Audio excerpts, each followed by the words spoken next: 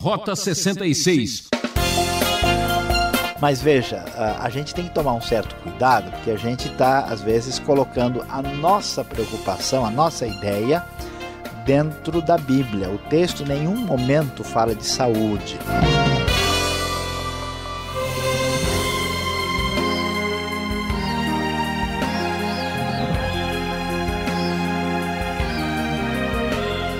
Hoje o programa Rota 66 está de dar água na boca. Preparamos um modesto banquete de estudo bíblico na série Levítico. Hoje o professor Luiz Saião vai apresentar uma exposição do capítulo 11, falando sobre as leis, sobre animais imundos e limpos no culto do tabernáculo. Nosso tema será: impureza não se põe na mesa. Enquanto que muitos estão preocupados com a gripe do frango ou com a crise da vaca louca, poucos se preocupam com o que contamina o ser humano. O que sai da boca do homem, disse Jesus, isso contamina. Eu, Beltrão, sempre digo, tem palavra que machuca mais que uma faca afiada. Portanto, é melhor nos afinar com a palavra de Deus. Você está preparado? Então ouça.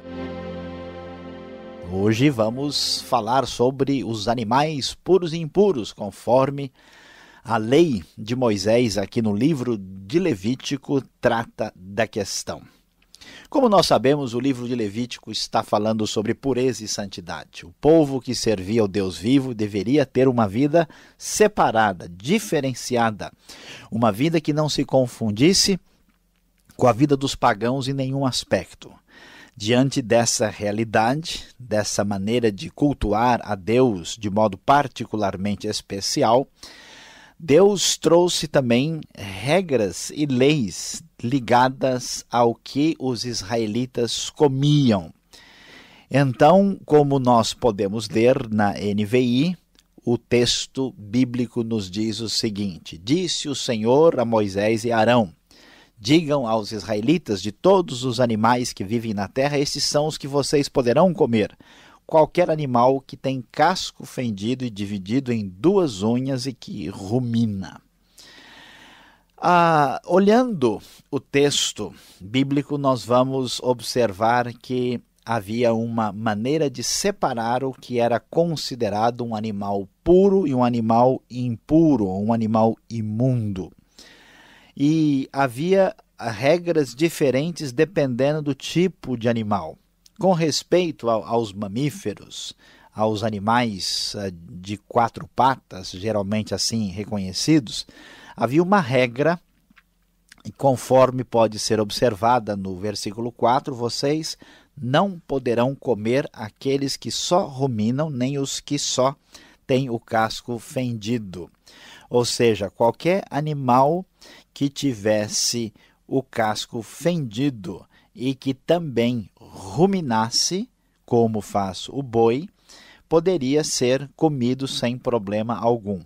Mas os outros animais, mesmo que tivessem somente uma das exigências, não podiam ser comidos pelo povo de Israel ali no Antigo Testamento. O camelo, por exemplo, foi proibido porque não tem casco fendido, a semelhança do cavalo.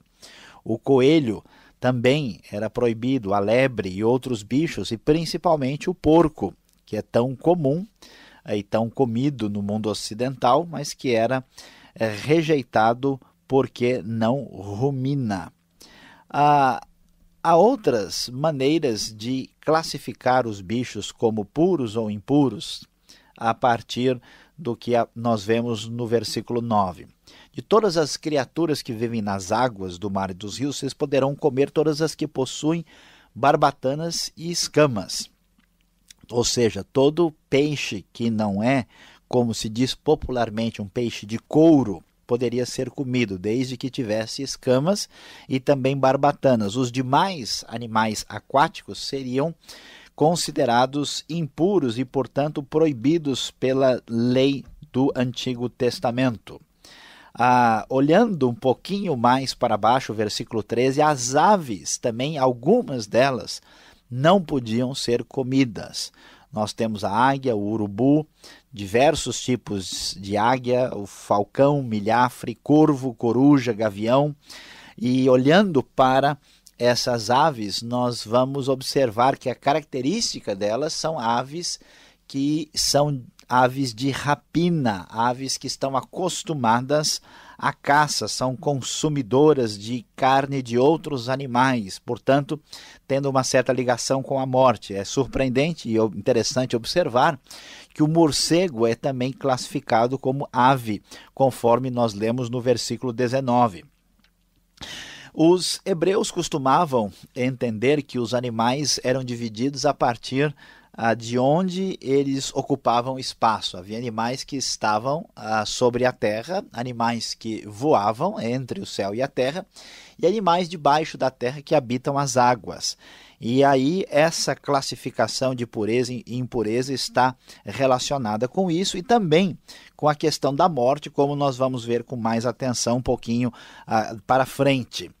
Todas as pequenas criaturas, como insetos e outros seres menores que têm asas e que se movem pelo chão, serão proibidas para vocês. Os bichos, insetos, aracnídeos eram proibidos, com exceção de alguns poucos, e entre eles destaca-se o gafanhoto, que era permitido pela lei. Versículo 29 confirma também o fato de que todo animal que se arrasta pelo chão, conforme a NVI, dos animais que se movem rente ao chão, esses serão considerados impuros.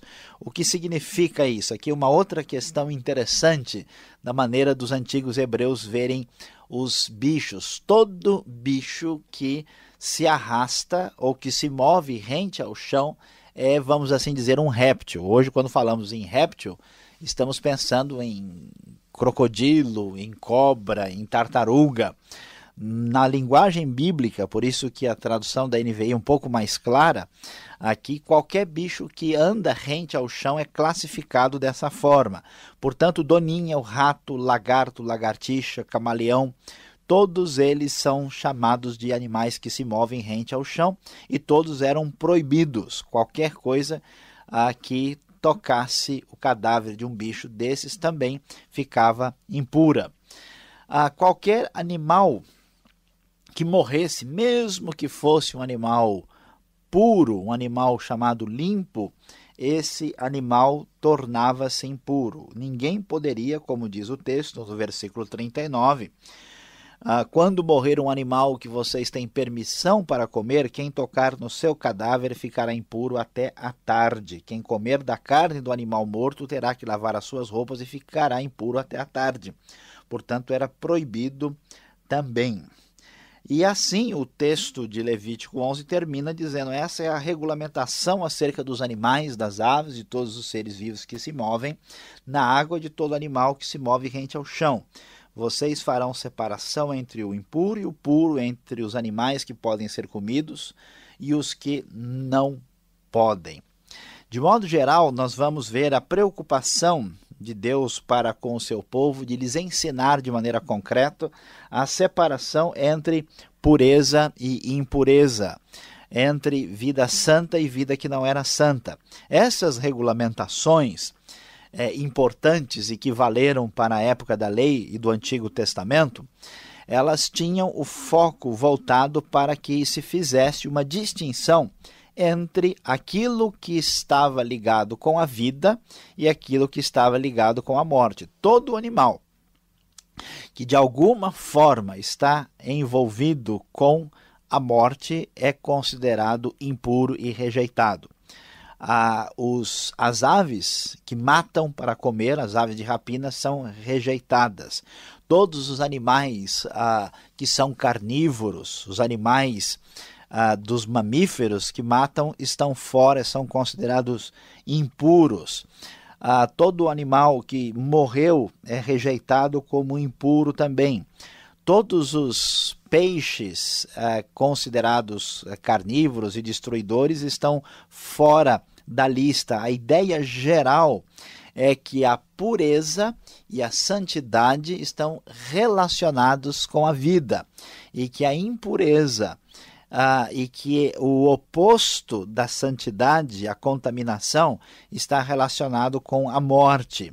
Isso ajudava os israelitas a terem uma vida vamos dizer assim, mais razoavelmente protegida no mundo antigo, mostrava também uma separação da conduta dos outros povos e lhes dava uma noção bastante pedagógica e clara a respeito de uma separação entre aquilo que é santo e aquilo que não é santo, aquele que é puro, aquele que é impuro. O grande foco, a grande razão da discussão dessa proibição é a relação entre santidade e vida em oposição à impureza, à contaminação e à questão da morte. É por essa razão, por exemplo, também que os animais que estão ligados, que se arrastam pela terra, a terra é o lugar onde se recebe aqueles que morrem, onde eles são enterrados.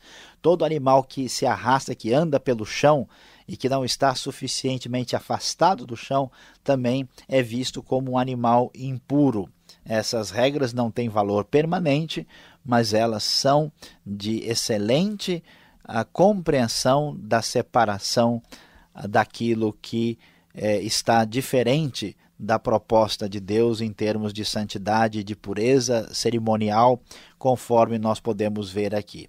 E assim, nós então terminamos essa reflexão de hoje, que certamente tem bastante a nos ensinar, do tema impureza não se põe na mesa. E vamos prosseguir daqui a pouco com as questões que ainda estão na sua cabeça, as perguntas importantes sobre Levítico capítulo 11.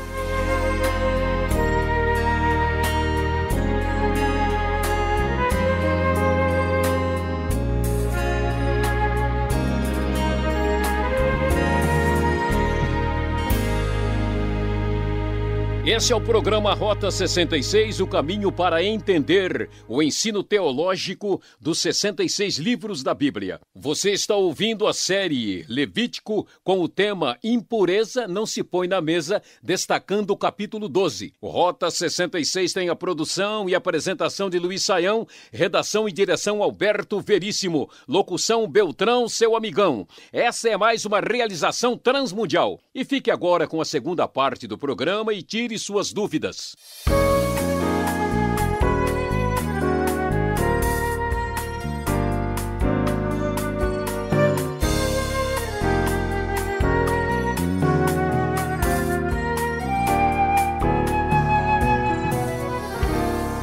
Ok, Saião, chegando agora na segunda parte do programa, Levítico capítulo 11. O bicho vai pegar, viu, professor? Eu tô aqui com algumas perguntas e eu começo... É verdade que essas regras que você acabou de dizer, elas têm a ver com saúde, um bem-estar do povo?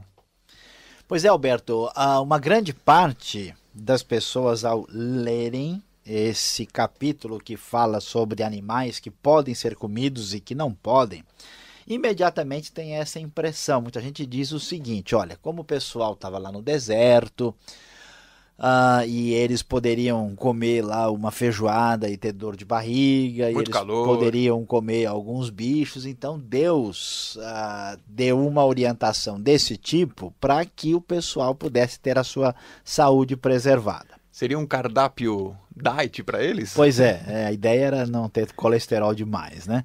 Mas veja, a gente tem que tomar um certo cuidado, porque a gente está, às vezes, colocando a nossa preocupação, a nossa ideia dentro da Bíblia. O texto em nenhum momento fala de saúde. É claro que todas as recomendações divinas são benéficas para aqueles que as recebem.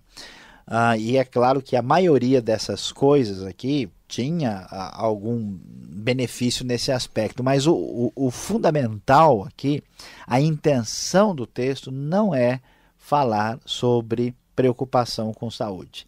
Até porque, se este for assim o fundamento, né, ou melhor, a razão última do texto, fica difícil, né, porque a gente vai ver Jesus depois no Novo Testamento, diz que todos os alimentos são considerados puros. A pergunta então fica: então Jesus queria tirar a nossa saúde, né, se a gente tem agora a liberdade de comer esses animais? Então o foco não é esse. A razão, né, o foco, assim, o centro, o cerne da questão é ensinar para o povo a separação entre santo e profano, entre puro e impuro. Por isso que o versículo 44 vai dizer: pois eu sou o Senhor, o Deus de vocês, consagrem-se e sejam santos, porque eu sou santo. Não se tornem impuros com qualquer animal que se move rente ao chão, eu sou o Senhor que os tirou da terra do Egito para ser o seu Deus, por isso sejam santos, porque eu sou santo. Não tá nada a ver com o time de futebol, né? Não tem nada a ver com o time de futebol aqui, o assunto aí, né, são outros animais, nada a ver com os que estão, né, muitas vezes no campo, o foco é diferente. Então é importante ver isso, né, que não dá, mesmo que possa haver algum, porque a santidade está ligada com vida, né, e a impureza está ligada com morte, então tem aí, vamos dizer, um reflexo menor de saúde. E outra razão principal porque não é esse, o foco é porque, por exemplo, a gente sabe que havia várias plantas venenosas no deserto.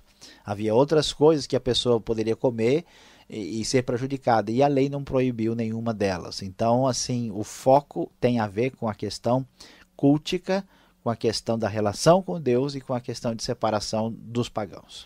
Tá certo. Olhando aqui, acompanhando a sua aula em Levítico 11, encontrei alguns animais no versículo 5, no versículo 13. Olha só, arganaz, quebrantoso, não sei como ele é, e o mocho. Mas a sua Bíblia na NVI parece que não aparecem esses animais.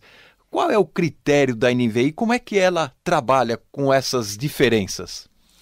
Bom, Alberto, em primeiro lugar, eu queria dar uma palavra, né? A NVI, a nova versão internacional da Bíblia, foi um projeto, uma Bíblia que foi traduzida recentemente, ela está em português há mais ou menos uns 6 anos, publicado pela Editora Vida e pela Sociedade Bíblica Internacional, e é uma tradução muito mais fácil da pessoa ler, e ela foi feita com base nas pesquisas mais recentes. Então, por exemplo, esses bichos são difíceis de ser identificados, então existe uma publicação específica, por exemplo, sobre a fauna e a flora na Bíblia, em que estuda cada um dos casos, e existem estudiosos que dão uma sugestão mais clara. Então, essas traduções antigas têm sugestões que não são aceitas pela pesquisa mais profunda. Não é que mudou o original, mudou o conhecimento que a gente tem sobre o assunto. Então a NVI não só tem uma tradução mais precisa, por exemplo, o arganaz na verdade é traduzido por coelho, que é uma palavra muito mais conhecida, né? Então as traduções são mais assim adequadas de acordo com a pesquisa, e a NVI é uma tradução feita por uma equipe de estudiosos, né, de vários lugares do mundo. Um dos principais estudiosos que recomenda a NVI, o Dr. Russell Shedd, que é bem conhecido em todo o país, né? E também fora dele, e por isso nós estamos usando, né? Nós mesmos trabalhamos no projeto, uma tradução que consiga ter um impacto para que a pessoa entenda a mensagem de Deus e que isso faça diferença na sua vida. Muitas traduções mais antigas foram boas para a época que foram lançadas, mas hoje fica mais difícil de entender numa linguagem que a pessoa não usa mais. Mesmo a atualizada que nós usamos hoje, na época que ela apareceu, também causou uma certa estranheza no meio do povo, né? Exatamente. Toda vez que sai uma versão nova, muitas pessoas encontram alguma coisa com a qual não estão acostumadas. Tá certo. Estas regras apresentadas até agora, elas valem hoje? O judeu as pratica e o cristão, como é que ele fica? Por que ele não age dessa maneira também?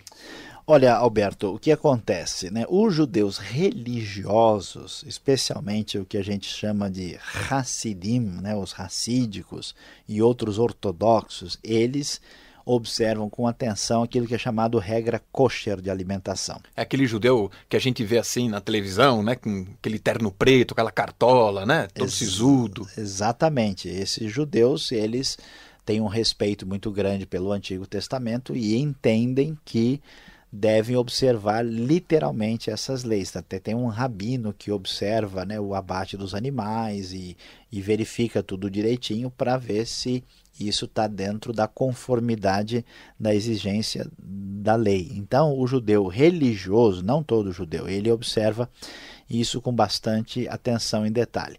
Por que que os cristãos não fazem isso? Por causa de uma palavra que vem do Novo Testamento. Jesus ensinou, de maneira diferente da interpretação judaica da lei, que o que contamina o homem, na verdade, não é o que entra, que a lei teve um propósito para distinguir, né, cerimonialmente o puro do impuro, e que isso já tinha cumprido o seu propósito, né? Agora, isso não tem o mesmo valor para nós, né? O que importa não simplesmente o que entra, mas o que sai do homem, isso é que torna impuro. Então, em Marcos capítulo 7, versículo 19, o texto diz explicitamente que, ao dizer isso, ele considerou puros todos os animais. Então, do ponto de vista religioso no cristianismo, do ponto de vista cerimonial, não existe proibição alimentar ou dietética. Agora, é bom prestar atenção. Não pode alguém aí que está nos ouvindo, tem problema no coração,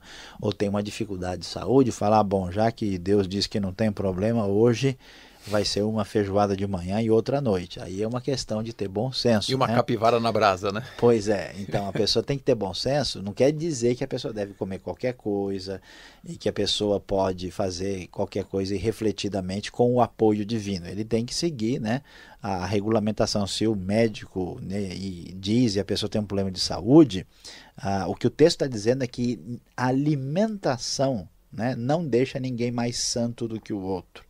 Esse não é o critério. Que o foco de Deus, no final das contas, está interessado em coisas mais importantes, em coisas ligadas à ética, ao procedimento com o próximo, em vez de a preocupação com a pureza do alimento em si. Tá certo. Última pergunta agora da nossa sessão aqui.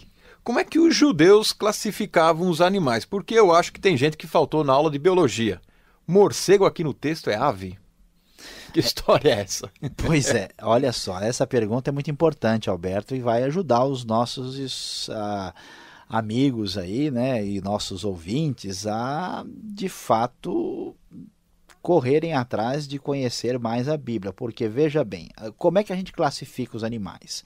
Houve um cientista sueco chamado Carlos Linneu, que queria estudar mais profundamente os animais, e ele definiu um tipo de classificação que a gente conhece hoje. No tempo dos hebreus, eles não tinham esse tipo de classificação, eles iam de uma outra maneira. Então é interessante, os estudiosos falam que os hebreus classificavam os animais fenomenologicamente. Olha, vou repetir de novo que o nome é diferente, é esquisito. Fenomenologicamente. Quer dizer o quê?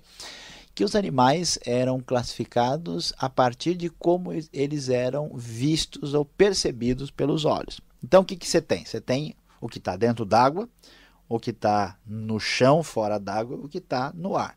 Então, né, o que está em cima, o que está abaixo, né, e o que está na terra. Então, os bichos eram classificados assim. Qualquer bicho que se aventurasse a sair do chão e desse uma volta voando, ele é, conforme os hebreus diziam, um Of Kanaf. Ou seja, um bicho que tem asas.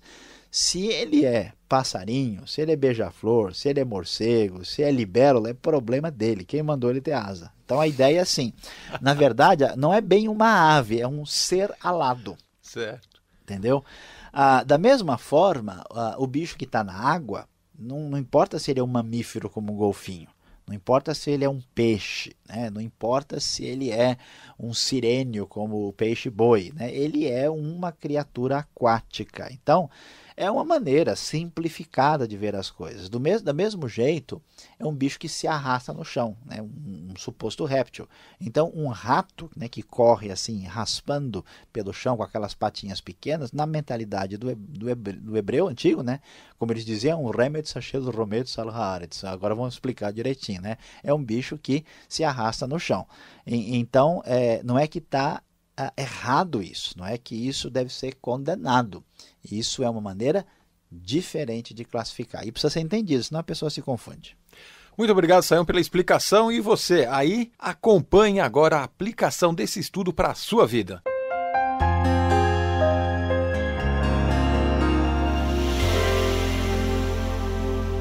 Hoje, no Rota 66, estudamos Levítico, capítulo 11, e falamos sobre o tema impureza não se põe na mesa. A grande razão por que Deus deu essa lei cerimonial para Israel no Antigo Testamento foi para lhes ensinar a importância da santificação. Ser santo significa ser diferente, ser separado e ter um comportamento reservado particularmente para Deus. Mesmo que essas leis não vão nos influenciar, não tem valor para a realidade cristã dos dias de hoje, nós devemos entender que a santificação é algo concreto, que se manifesta na prática, que se manifesta de uma maneira que se possa observar perante os olhos de todos. Portanto, a grande lição para nós é o que o texto diz no final: seja santo, pois Deus também é um Deus santo.